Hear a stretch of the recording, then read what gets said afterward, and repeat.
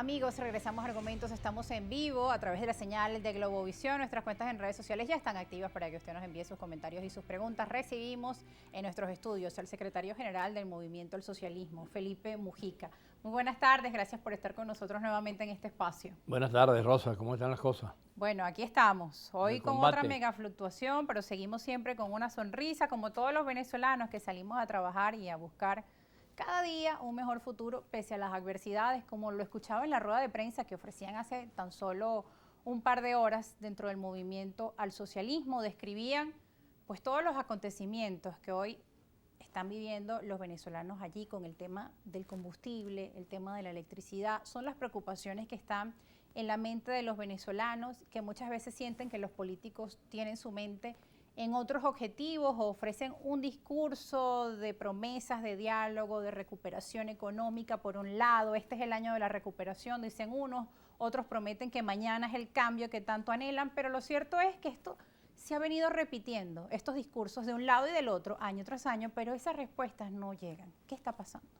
Bueno, yo creo que tal y como tú lo comentabas, los venezolanos en estos últimos días parece que nos llevaron de nuevo a la Edad Media, ¿no? Acuérdate que en la Edad Media se cocinaba con carbón, con leña y te alumbrabas con velas.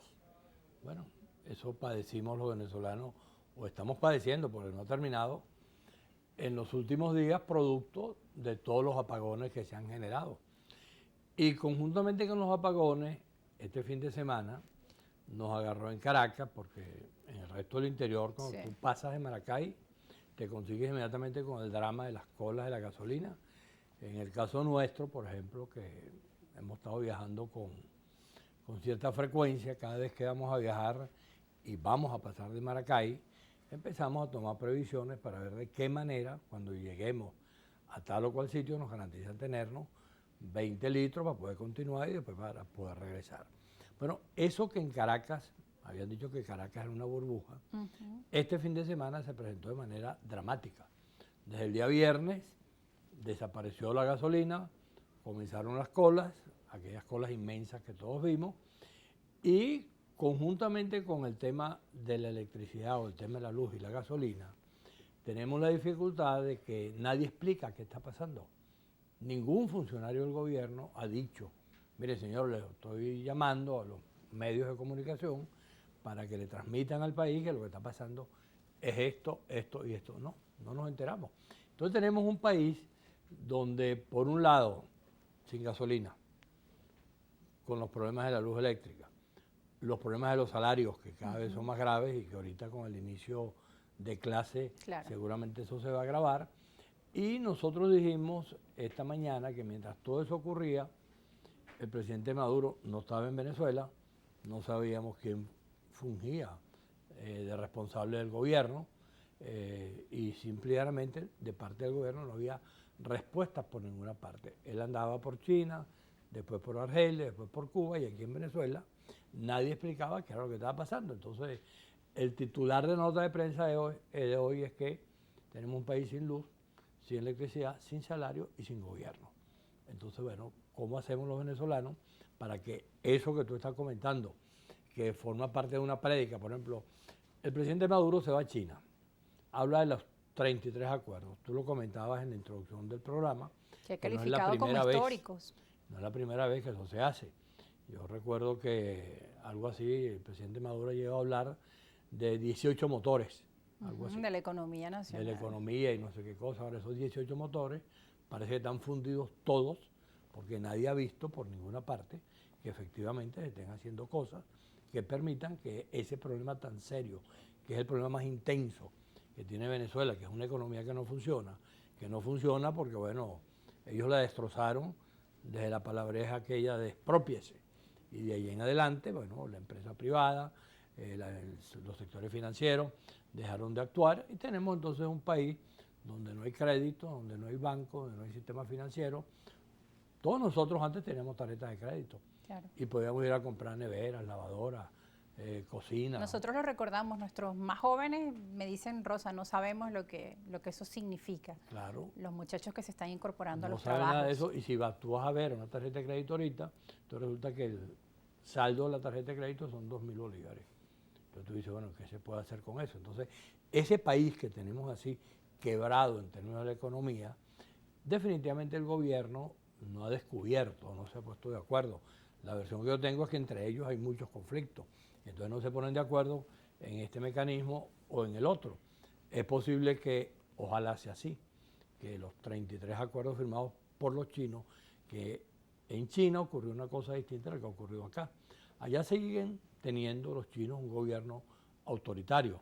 Los chinos nunca han conocido la democracia porque ha sido un país de etnias, culturalmente hablando. Allá no hay partidos políticos, hay un solo partido que es el Partido Comunista, etc. Y ese partido es un partido de etnias. Bueno, pero ellos lograron asumir que la economía de mercado era el mecanismo para poder restablecer una condición de vida que es la que tienen hoy. Es uno de los países que más genera recursos, empleo. Los chinos viven definitivamente de una manera distinta a como vivieron hace 20 o 30 años atrás. Con una apertura económica y empresas privadas que decían que bueno, esto podría ser parte también de los aprendizajes de Venezuela de China, porque incluso dentro de esos convenios hay algunos seminarios para aprender más sobre los modelos económicos. El presidente Nicolás Maduro dijo que se inspiró en las zonas económicas especiales de China, las cuales visitó nuevamente en esta visita. No, y las experiencias chinas son sumamente importantes. Yo recuerdo la primera vez que estuve en China, creo que fue por allá por los años 99 o 2000. La referencia de los chinos era la bicicleta y un reloj. Y tú entrabas en Pekín y tratabas de buscar dónde resolver el tema del cambio de divisa, etcétera, y no era sencillo, no operaba tampoco la tarjeta de crédito. Y en 20 años ellos lograron cambiar todo eso y convirtieron la economía china en una economía de mercado. Ojalá el gobierno venezolano y los que están acá tomando decisiones al respecto entiendan que ahí es donde está la clave. Si ellos logran montar una economía donde esté la empresa privada, donde esté el Estado, por supuesto, donde haya la posibilidad de inversión extranjera, que el tema salarial no sea una cuestión de lo que a ellos se les ocurre, sino que el tema salarial sea un debate, como ha sido siempre, a tres, los empresarios, los trabajadores y el gobierno, y que de esa manera surja un acuerdo sobre cuál es el salario y cómo tener una economía productiva que genere empleo y que genere salarios que impidan que el mecanismo de control social pueda operar, porque de acuerdo con la experiencia cubana, que por cierto fue uno de los países que visitó Maduro de retorno a Venezuela, bueno, el mecanismo del control social, mientras más pobre estés tú, mejor para el gobierno, porque eso permite, como lo han dicho ellos mismos, los cubanos, que yo te veo a ti, te quiebro la rodilla y después te llevo para la muleta y me tienes que dar las gracias. Entonces, ese mecanismo que se ha intentado imponer acá en Venezuela simplemente nos ha llevado a la condición que tenemos hoy, que no hay que ser muy intenso para simplemente salir a la calle.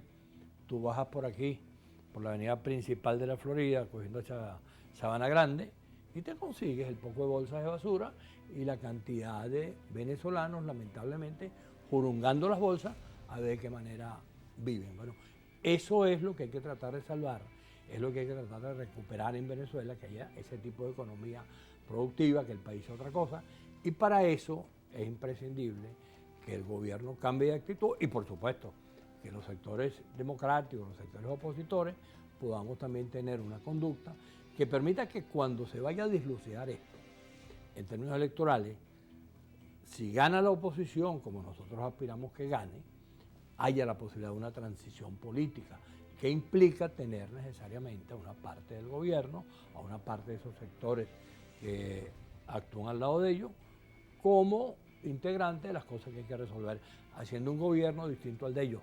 Ellos tienen un gobierno excluyente, lo que tenemos que proponernos es un gobierno incluyente, donde entendamos que este es un país donde va a seguir habiendo chavistas, adecos, copellanos, masistas, de un nuevo tiempo, de Primera Justicia, bueno, de todos los partidos políticos y una parte muy grande de los venezolanos que no van a tener militancia, que no tienen militancia política y que son también imprescindibles para lo que hay que hacer en términos de reconstruir el país. Y sobre ese juego político estaremos hablando al regreso de la pausa. Mientras este es el escenario también, ¿qué hace la oposición en nuestro país o las diferentes oposiciones que tienen el reto de la unidad? Mientras que vemos por un lado a un presidente Nicolás Maduro haciendo una gira con países como China, que son una gran potencia económica, buscando pues también hacer esos cambios necesarios que puedan incentivar la economía nacional y dar algún resultado positivo, porque lo cierto es que las encuestas hoy muestran que los venezolanos están cansados de la falta de respuestas y que el tema del salario, como usted mencionaba, es una de las grandes preocupaciones sobre las que tienen que estar